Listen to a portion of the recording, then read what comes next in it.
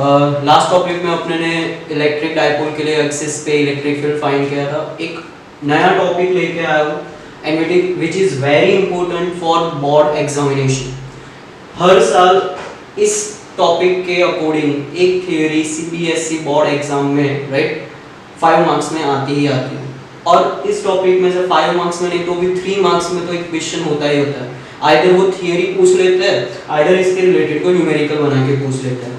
But numerical जब पूछते हैं तो उसके अंदर थोड़ा सा लॉजिकल क्वेश्चन ज़्यादा पूछते हैं। सो यहाँ पे मैं पूरा टॉपिक जो है अपना गॉस लॉ राइट, तो वो पूरा टॉपिक अपने 2 पार्ट में डिवाइड किया है। फर्स्ट पार्ट में मैं यहाँ पे तुम्हें व्हाट इज गॉस लॉ, उसका फॉर्मूला क्या है, उसका इंपॉर्टेंस पॉइंट क्या है, वो सारी चीज मैं आज यहाँ पे डिस्कस करने वाला हूँ। इन नेक्स्ट लेक्चर और in second lecture of this topic उसमें अपने इसकी एप्लीकेशंस देखेंगे। तो सबसे पहले मैं गॉस लॉ की बात कर लेता हूँ। गॉस लॉ जो है वो mainly right electric field, electric charge and electric flux, ये 3 फाइंड करने के लिए यूजफुल है। ओके तो क्वेश्चन होगा सर कूलम्ब लॉ से भी हम इलेक्ट्रिक फील्ड तो फाइंड करते ही थे ना राइट। तो कूलम्ब लॉ से जो अपने इलेक्ट्रिक फील्ड फाइंड करते थे उसमें जो चार्ज का डिस्ट्रीब्यूशन रहता था that charge distribution is discrete, और अगर गॉस लॉ अप्लाई करना है तो चार्ज डिस्ट्रीब्यूशन जो होना चाहिए that should be uniform. Now what is discrete and uniform? Discrete मतलब कोई चार्ज जो होता है ना अगर उसको तुम रैंडम तरीके से रख दो राइट, तो वो जो होता है ना that is a discrete charge distribution. Like अपना रूम जो होता है, अपने अपने रूम में बैठे थे ना तो अपनी सारी चीजें फैला के पड़ी रहती है, लेकिन जैसे ही अपनी मम्मी आती है तो वो क्या करते हैं सबको एक जगह पे प्रॉपर वेल मैनेज करके रखते हैं। तो जो वो वेल मैनेज किया ना दैट इज कंटीन्यूअस राइट। सो यहाँ पे रैंडम मतलब जब चार्ज का डिस्ट्रीब्यूशन रैंडम होगा दैट विल बी डिस्क्रीट, और जब चार्ज का डिस्ट्रीब्यूशन एक प्रॉपर मैनर में होता है इट विल बी कंटीन्यूअस। तो यहाँ पे गॉस लॉ जो है वो नॉर्मली अप्लाई होता है the charge distribution which is uniform. Okay तो यहाँ पे अपने क्या कर रहे हैं, सबसे पहली बात गॉस लॉ को अगर स्टेटमेंट याद रखना है तो स्टेटमेंट याद रखना, मैंने हर बार तुमको थ्योरी में एक चीज समझाता हूँ कि स्टेटमेंट याद रखने के लिए अगर तुमको फॉर्मूला याद होता है ना, by the formula you can making the statement, easily बना सकते हो, समझ रहे हो। तो यहाँ पे मैं क्या करूँ, सबसे पहले मैंने एक यहाँ पे स्फीयर दिया हुआ है राइट। ये अपने गॉस लॉ को डिराइव करने के लिए अगर इजी हो, इजीली डिराइव कर सकते हैं, तो उसके लिए मैंने यहाँ पे जो सरफेस ली है that surface which I am taking it is sphere. तो यहाँ मैंने क्या किया है, I am taking one spherical surface जिसके बीच में मैंने प्लस क्यू चार्ज रखा है। As we know plus Q charge होगा तो उसकी इलेक्ट्रिक फील्ड जो होगी ना that will be radially outward direction. तो यहाँ पे तुम देख सकते हो, वो भी मैंने डायग्राम में इंडिकेट करके दिया है। दूसरी चीज, अगर मैं पूरा सरफेस एरिया नहीं लेता हूँ, सिर्फ एक छोटा सा पोर्शन लेता हूँ, तो यहाँ पे एक छोटा पोर्शन जो मैंने लिया है उस पोर्शन के एरिया वेक्टर जो है that is perpendicular to the area, surface area से परपेंडिकुलर होगा, और वो एरिया वेक्टर जो मैंने लिया है that area vector is dA right. तो यहाँ पे अपने स्टार्टिंग करेंगे according to the flux formula. तो सबसे पहले जो फ्लक्स का फॉर्मूला होता है वो होता है phi is equals to E dot A, लेकिन यहाँ पे मैंने जो पोर्शन लिया ना that portion is very small, बहुत छोटा पोर्शन, तो उसके ऊपर जो फ्लक्स फाइंड करने जाएंगे वो भी छोटा ही होगा। सो बिकॉज ऑफ दैट जो फ्लक्स मुझे इस पोर्शन के ऊपर मिलेगा that will be d phi E dot dA। Okay लेकिन मेरे को क्या करना है, मेरे को सिर्फ इस पोर्शन के लिए फ्लक्स नहीं फाइंड करना है, I want to find out the flux for the whole surface. तो एक रूल होता है कि जब तुम छोटा पोर्शन लेते हो उसका फ्लक्स फाइंड करो। 3 स्टेप में पूरा आंसर तुम डिराइव कर सकते हो। पहले छोटे पोर्शन के लिए फाइंड किया, फिर उस छोटे पोर्शन का क्या करोगे, यहाँ पे फॉर्मूला लिखो, and the third step just you have to do integration. तो यहाँ पे मैंने वही किया, d phi is equals to E dot dA लिखा। अगर ये छोटे से पोर्शन के लिए था, मुझे तो पूरे स्फीयर के लिए फाइंड करना है, सो फॉर होल स्फीयर मुझे इस फॉर्मूला का करना पड़ेगा इंटीग्रेशन। तो यहाँ पे तुम देख सकते हो phi is equals to integration E dot dA। Now it is a dot product, अगर डॉट प्रोडक्ट लगाता हो तो मुझे रखना पड़ता है cos थीटा राइट। यहाँ पे तुम देख सकते हो E और dA के बीच का एंगल दोनों पैरेलल है ना, तो angle will be 0। So because of that अगर मैं cos 0 रखूंगा तो cos 0 की वैल्यू क्या हो जाएगी, इट विल बी 1। तो यहाँ पे मेरा फॉर्मूला होगा phi is equals to integration E dA। Clear? Now understand this thing, phi is equals to E जो है वो इसी चार्ज की वजह से, मतलब वो कांस्टेंट हो गया, तो मैंने उसको इंटीग्रेशन के बाहर लिख लिया। डीए, ये चीज ज्यादा सबसे ज्यादा समझने वाली है, क्योंकि एप्लीकेशन में भी यहाँ पे तुम कंफ्यूज नहीं होने चाहिए। यहाँ पे जो डीए है, मैंने डीए लिया था छोटा पोर्शन, किसका था ये छोटा पोर्शन? ये था स्फीयर का। तो अगर मैं पूरा स्फीयर लेता तो वहां पे जो उसका एरिया होता वो कितना होता? तो इंटीग्रेशन मतलब तुम उसको एक्सपांड कर रहे हो ना, इतने एरिया की जगह पे पूरा स्फीयर ले रहे हो, तो उस पूरे स्फीयर का एरिया तो कितना होने वाला है? It will be 4 pi r square. So integration of DA for sphere it will be 4 pi r square. अगर यहाँ पे सिलेंडर होता, समझ लो क्या होता? सिलेंडर, तो यहाँ पे अगर इंटीग्रेशन ऑफ डीए, जहां पे सरफेस होती सिलेंडर की, तो वहां पे मैं जो क्रॉस सेक्शन एरिया और एरिया का फॉर्मूला लिखता, वो किसका लिखता?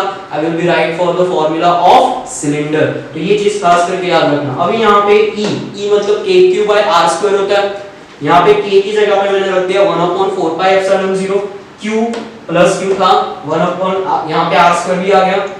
dA की जगह पे अपने लिख लिया 4 पाई r स्क्वायर, जो सरफेस है, सरफेस एरिया है किसका? स्फीयर का। यहां से जो जो कैंसिल आउट होता है उसको निकाल देते हैं, तो कौन कौन कैंसिल आउट होगा? 4 pi will be cancel out, r square will be cancel out. जो बाकी रहेगा वो बाकी रहेगा this one. After the cancellation phi will be q upon epsilon 0। तो यहाँ पे तुम देख सकते हो अपने को फ्लक्स के दो नए फॉर्मूला मिले। एक तो अपने को पता है phi is equals to E dot A, right, वो फॉर्मूला तो था ही।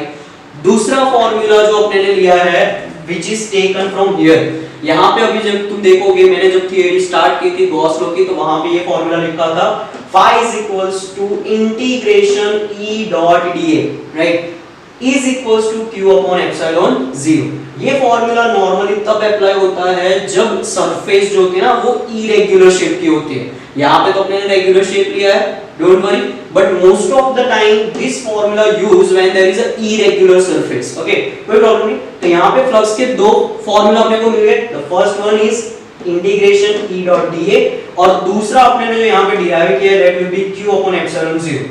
तो इसके ऊपर से ही अपना स्टेटमेंट बनता है, और स्टेटमेंट याद रखने के लिए अगर ये फॉर्मूला याद है, you can easily remember the statement. Board exam में हर बार, मतलब जब भी इस टॉपिक के रिलेटेड क्वेश्चन पूछते हैं ना, तो सबसे पहला क्वेश्चन ये होता है state the Gauss law, and फिर उसके बाद उसके अंदर क्वेश्चन ऐड करके कोई भी पूछ सकते हैं। तो इसका मतलब ये हुआ कि गॉस लॉ का स्टेटमेंट, और इवन फिजिक्स में जितने भी स्टेटमेंट आते हैं वो स्टेटमेंट तो तुम्हारे मुंह पे होने ही चाहिए। तो यहाँ पे गॉस लॉ का स्टेटमेंट याद रखने के लिए this formula you have to remember. देखो बहुत सिंपल तरीके से इसी फॉर्मूला को मैंने इंग्लिश में कन्वर्ट किया है। कैसे? यहाँ पे क्या है? इंटीग्रेशन। तो मैंने क्या लिखा? इंटीग्रेशन किसका? इलेक्ट्रिक फील्ड का। तो इलेक्ट्रिक फील्ड का over to the close surface, ये मतलब सरफेस होता है ना, तो किसके ओवर? तो सरफेस के ओवर। तो integration of electric field over to close surface equal to किसके जितना है? तो अगर मैं इस q को यहाँ पे लिखूं और उसके आगे 1/epsilon 0 मल्टीप्लिकेशन लिखूं, तो यहाँ पे स्टेटमेंट क्या बनता है? Over to the close surface equal to 1/epsilon 0 times of total charge enclosed by the surface. बराबर, ये लाइन जो है ना, this keyword is very important, enclosed by the surface, वही चार्ज जो सरफेस के अंदर है। तो यहाँ पे स्टेटमेंट देखो, फॉर्मूला के ऊपर से रिमेंबर हो गया, याद रह जाएगा। Integration of electric field over to the close surface equal to 1/epsilon 0 times of total charge enclosed by the surface. तो यहाँ पे अपना पूरा गॉस लॉ डेरिवेशन के साथ स्टेटमेंट भी आ गया। नाउ मैंने यहाँ पे जो बात की थी that is about important points which we have to remember for numerical as well as 1 marks question, MCQs and all that type of question और logical question खास करके। तो यहाँ पे अपने जब points की बात करते हैं तो सबसे पहला point यहाँ पे तुम देखोगे ना, तो मैंने surface जो लिया ना that is a closed surface, so Gauss law is only applicable on closed surface जिसके shape और size कोई भी हो, but जो surface होनी चाहिए ना that will be closed, like sphere है, क्यूब है, then we can say cylinder है। तो ऐसा जो सरफेसेस होते हैं कि जो क्लोज हो, तो only applicable on the closed surface which having any shape and any size. Got it? Okay. Second point, यहाँ पे तुम जो टर्म्स देख रहे हो on right hand side जो टर्म्स थी वो थी q upon epsilon 0।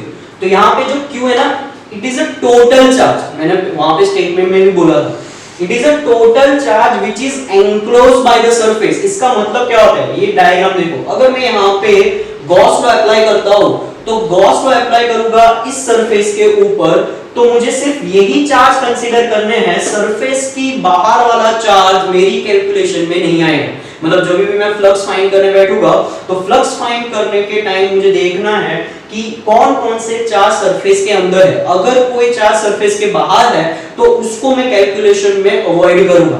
तो यहाँ पे ये जो लाइन है ना, it is denoted to this figure. वो क्या बोल रहा है कि टर्म जो है राइट हैंड साइड कौन सी, q अपॉन एप्सिलॉन 0, उसमें जो q है that q is only the charge or total charge which is enclosed by the surface or we can say inside the surface। तो ये तुम्हारा सेकंड पॉइंट होगा। Now third point की बात करते हैं। थर्ड पॉइंट भी इसके रिलेटेड ही है।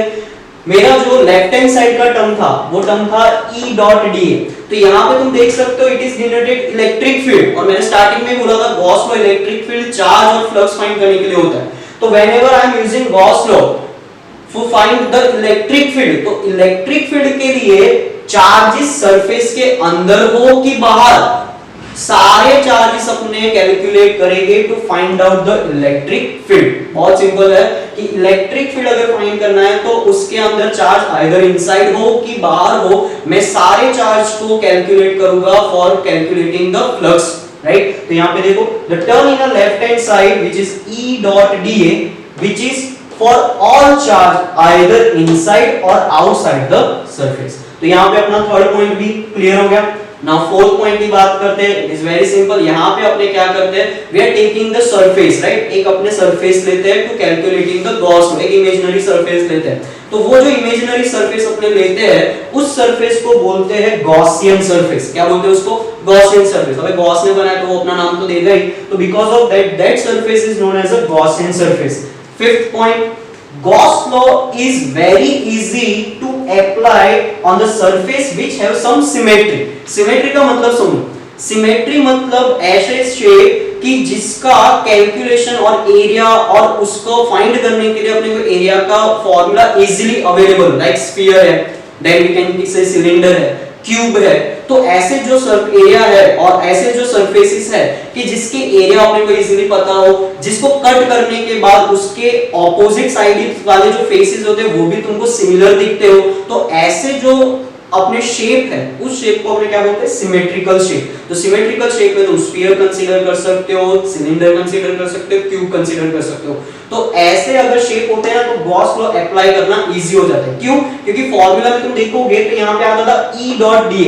तो अगर मैं dA फाइंड करने जाऊं, अगर शेप में सिमेट्री होगी तो मुझे उसका एरिया पता होता है, क्योंकि अपने 10 स्टैंडर्ड से surface area for sphere, surface area for cylinder, surface area for cube सब पता होता है। तो सिमेट्रिकली जब शेप होते हैं उसके लिए गॉस लॉ अप्लाई करना बहुत इजी रहता है। And the last point, Gauss law is a inverse square law dependence for distance. मतलब डिस्टेंस, अगर गॉस लॉ में वायोलेशन दिखता है, मतलब गॉस लॉ में वायोलेशन वायोलेशन मतलब चेंज होना, अगर चेंज हुआ दिखता है तो वो चेंज होगा तो किस फॉर्म में चेंज होगा, इनवर्स स्क्वायर लॉ के फॉर्म में चेंज होगा, जो डिपेंड करता है डिस्टेंस के साथ। मतलब जैसे जैसे डिस्टेंस बढ़ेगा उस टाइम पे गॉस लॉ के अंदर तुमको वेरिएशन दिखता जाएगा। So this all points you can see which is very important for the logical question, बराबर। तो यहाँ पे इस लेक्चर के अंदर मैंने तुमको गॉस लॉ उसके इंपॉर्टेंट पॉइंट के बारे में डिस्कस किया।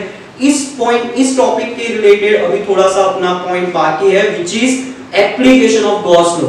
जो मैंने बताया उस तरीके से बोर्ड एग्जामिनेशन में उस पे बहुत ज्यादा क्वेश्चंस आते हैं, राइट। सो यहाँ पे अपना ये लेक्चर खत्म होता है। अगर ये लेक्चर में तुमको कोई भी डाउट हो तो हर बार जैसे मैं बोलता हूँ कि कमेंट्स में लिखा करो। अगर तुमको कुछ क्वेश्चन पूछना है तो कमेंट्स में लिखोगे, I will give you the answer. और खास करके हम अपने यहाँ पे जो ये मेहनत करके वीडियो बना रहे हो वो सिर्फ तुम्हारे लिए, तुम घर पे बैठ के भी पढ़ सको और फोकस रह सको। तो सब्सक्राइब करना मत भूलना, सब्सक्राइब करो, लाइक करो और हमको भी सजेशन दो कि हम कौन से टॉपिक पे ज्यादा वीडियो तुम्हें दिखा सके। Thank you.